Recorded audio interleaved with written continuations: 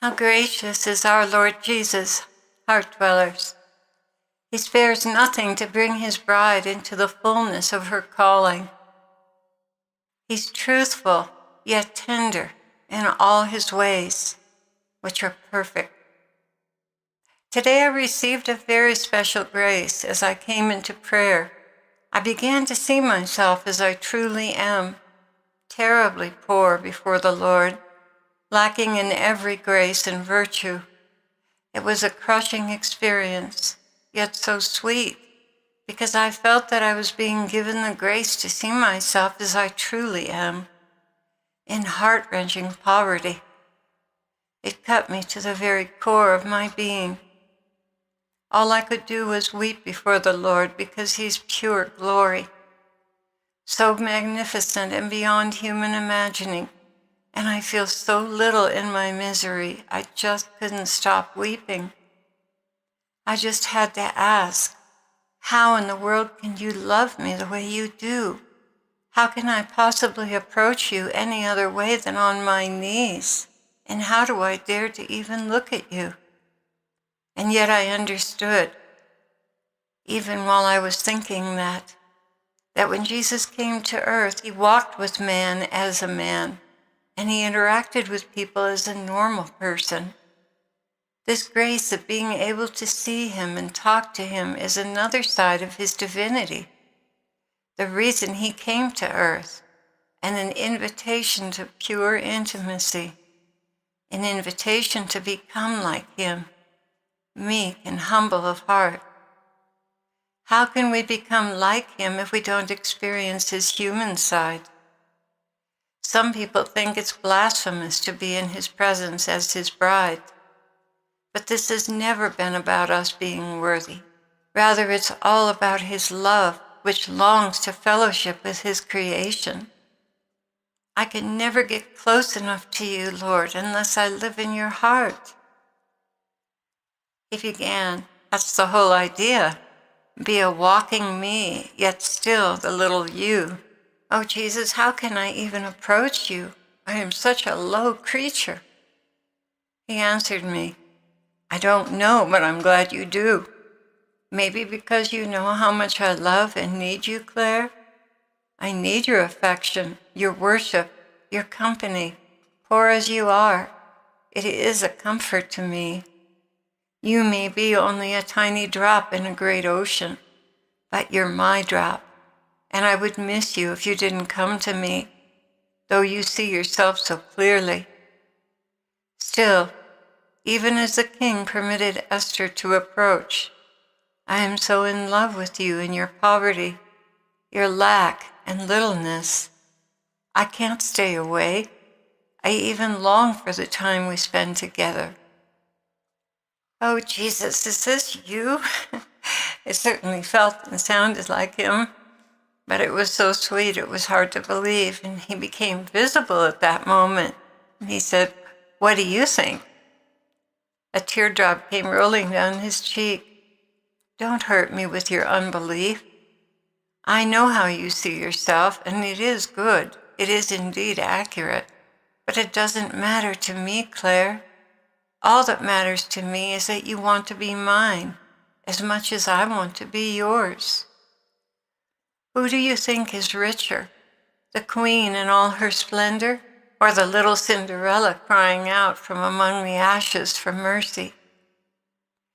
Recognizing your extreme poverty of virtue qualifies you for my most tender affections and raising you to the appropriate stature of my bride, because I know you will not presume. This is what I truly wish to discuss with all my heart dwellers tonight. By the way, if you do not know what a heart dweller is, it is one whose joy is to live and breathe in my heart, capturing my thoughts, feelings, and desires. That's all it is. I have taken great pains in the last 2 years to make it very, very clear that I love littleness. I love hiddenness. I love those who long for my company above anyone else's in the world. I love the rag lady, the poor and lowly plumber, the carpenter, the street cleaner, the shepherd. What can I say to convince you? You cannot earn my affections. It is who I am, and I look upon each of you with the greatest tenderness. I especially delight in those souls who are little in their own eyes. Did I not live that example before you? I could have resurrected right before their very eyes, even calling legions and legions of angels to accompany me as I freed myself from the cross in glory. But no, I chose instead to die an ignominious death between two thieves, to be taken down by mere men, bathed, anointed, and laid in a tomb. Oh, the heart-wrenching finality they felt when the stone was rolled into place. The darkest moment in the history of the earth, when all the hope of mankind had left and was snuffed out, sealed in a dismal tomb behind a cold stone. Nothing notable, just cold and barren rock, snuffing out the light of the world. Those who were without faith did not understand I would rise again. Rather, they fell into despair, that their hope for the Messiah was in vain. That truly, if anyone were ever the Messiah, it was me. But now I was dead, and what was left? Shock, dismay, confusion, agony, hopelessness. So you see, these men were no different than you, Clare, or any other heart dweller. They all had their doubts, fears, confusions, proposed to them by lying demons. They all fell short in perfect faith, perfect fidelity, perfection as I lived it. Yet still they clung to the hope that perhaps what I told them could be true, incredulous as it was. I am not looking for those who are qualified in their own eyes. I am looking for those who know they are nothing, and I shall crown them with my glory. Those of you who doubt that you are fit for me, stop. Stop trying to qualify. Stop waiting to be worthy. Stop trying to accomplish something fit for the King. Only rend your hearts open with great poverty in your being. This is the place where my glory bursts into your hearts and heals you, raising you to the appropriate stature of my soon-to-be-wed bride. Oh, how sublime is your poverty and lack! Do you not see how perfect your littleness is for me? Can you take the credit for anything? Do you lack worldly qualifications? So much the better. Those who were great in the eyes of the world take more time to realize how truly pitiful they are before me. But nonetheless, their value to me is not diminished, not even an iota. Don't you see your substance, who you are, your spirit, came from me?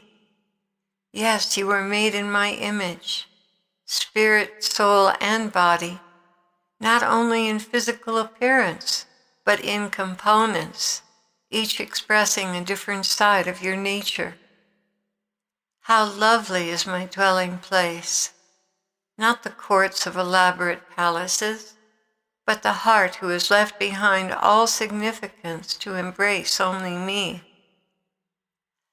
Yes, your hearts must be cleansed of the world, its values, ever-present opinions, condemnations, judgments that hold such sway over your every action.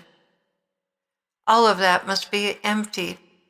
Then we can begin to work on humility. Such an arduous journey, attaining humility. How treacherous and fearful is this work of removing the facade of self-worth from your souls. It seems like it takes forever for you to see yourself as you appear in my mirror. How dangerous to see yourself as nothing, headed for oblivion, but saved by grace. How difficult to understand that the world has it upside down, backwards, and even inside out, as it teaches souls error from their very earliest years. Removing this elaborate interior structure and replacing it with your infinite value to me takes many years of maturing and coming to know me. Your safest posture, my precious loves, is that of a very little child about to cross a rush hour freeway. Your only recourse, Daddy, help me. Do you know how pleasing that posture is before me? The snow-capped peaks are magnificent to behold, but as the snow melts, water flows downwards until it comes to rest in the lowliest places, producing much fruit. And so the lofty heights are barren, but the lowly valleys are fruitful. And the more lowly you are, the more fruitful you will become. I say this to you because many of you have reservations about how I can use you. What I am saying to you now is that the more worthless you are in your own eyes, and truly believing you are the least of all, the more precious the gift of yourself is to me. No one will assign you as the author of your deeds, but they will clearly see it is me. So, my beloved ones, do not be dismayed at your lack of talent, intellect, experience, status before men, for all those things are useless to me. Heaven is my throne, and the earth is my footstool. What house could you possibly build for me, and what place could be my home? My hand made all these things, and so they all came into being. This is my declaration.